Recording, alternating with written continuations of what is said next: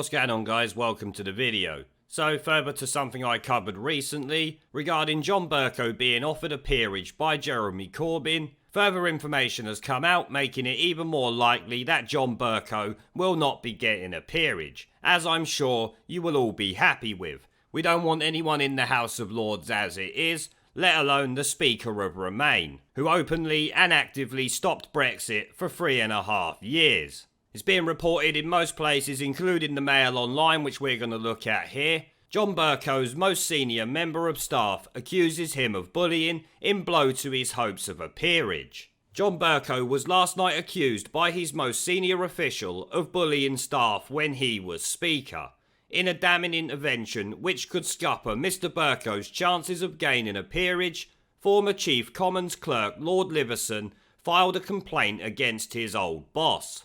Which I do feel I need to add there, it's not really likely that John Bercow got a peerage anyway. Number 10 have already stated he would need to join the Labour Party for them to actually put him forward for the House of Lords. And as a former Tory MP, that would be kind of hilarious and embarrassing, not only for John Bercow, but also for the Corbynated chicken and the Labour Party. Personally, I think the only thing funnier would have been if Ian Blackford would have nominated him for it, because we know those two idiots are the best of friends, given the way they acted towards each other during the last Parliament. Lord Lisvane, who served as Mr Bercow's chief aide in the early part of his time as Speaker, passed a dossier of allegations to the Parliamentary Commissioner for Standards.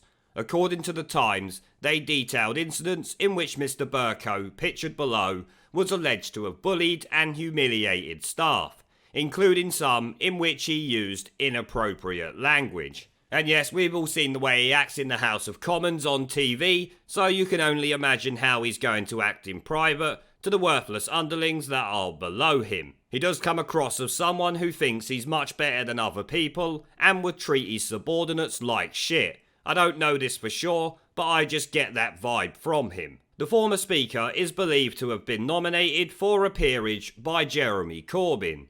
It came after the government refused to do so in a break with precedent, citing the allegations of bullying as a reason. Never mind that, the reason he shouldn't be given a peerage is because of the way he acted as the Speaker, bringing the chair into disrepute and being anything but impartial. I don't call him the Speaker of Remain for nothing, guys, let's be honest. Lord Lisvane, who as Robert Rogers was Clerk of the Commons for 3 years until 2014, is the most senior official to file a complaint. Something I've reported on before, I'm sure you're all aware, the video's somewhere on the channel. Mr Bercow has always denied the bullying claims. Last night, he said during the 5 years that we worked together, Lord Lisvane had ample opportunity to raise any accusations of bullying with me. At no stage did he do so. The timing of this intervention is curious. And while it might be curious if what he says is factually correct, then it deserves to come out, and you should be called out for it, you snivelling shitweasel. All nominees for peerage are vetted by the House of Lords Appointments Commission.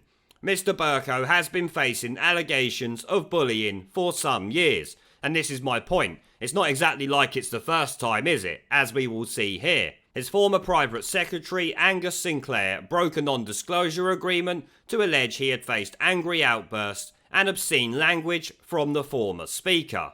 Someone's broken non-disclosure agreement there, something I'm sure wasn't easy for them to decide to do, and can be a bit of a risky business. David Leakey, who served as Black Rod until 2017, said that Mr Bercow had shouted at him and acted in a way that was by any definition bullying. It is intimidating, unreasonable, disproportionate, and that he left other members of staff fearful. So if all these accusations are correct, they are pretty damning, it has to be said. Another aide, Kate Ems, was signed off sick after less than a year working in his office, which the BBC reported was connected to alleged bullying. Something I'm sure most of you have all heard about before. I remember the story coming out at the time. He has obviously strongly denied all these claims and maintained they are without substance, much like him. Mr Bercow avoided an inquiry in 2018 into his behaviour.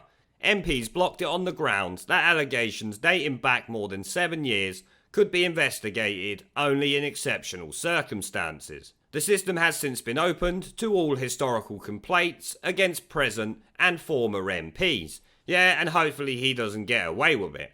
However, peers are exempt because they are subject to a separate complaints regime. Yet we should complain against every peer for trying to block the Brexit bill up until yesterday, when obviously they admitted defeat and gave in to the will of the people for the first time in 3 years. And there is the story I discussed earlier. Ex-Speaker John Bercow may have to join the Labour Party if he wants to be a Lord. As number 10 hints, it will block attempts to install him in the upper chamber. And given these accusations that are flying around now, he probably won't get in just based around the Lords Committee, because you have to be vetted first. And Jeremy Corbyn might just end up looking like more of a tit than he already does. Personally, I think they should just abolish the Lords entirely. I will have to say it now though, guys, they are not going to.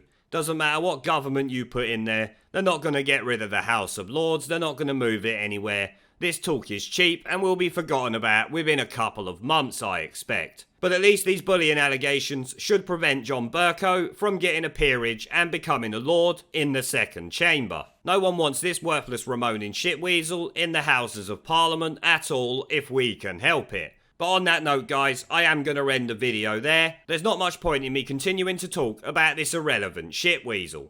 As some of you will know, I have started doing live streams and uploading gaming content on my second channel. If you are interested in joining me for a chat in real time during one of my live streams, have an interest in gaming related content on YouTube, or simply want to follow me over there because you are a legend, the link to subscribe will be down in the video description and as a pinned comment. I hope to see you all there. Now, as always, I want to thank our YouTube, PayPal, Patreon and Subscribe Star members for supporting the channel, along with everyone who watches my videos. Remember to let me know what you guys think down in the comments section below.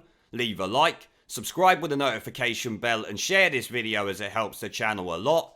And I'll see you all in the next one. There is a pattern consistent throughout history of oppressed people turning on the oppressors.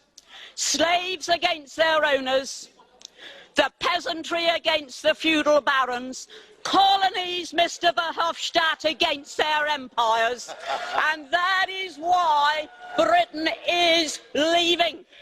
And it doesn't matter which language you use, we are going and we are glad to be going.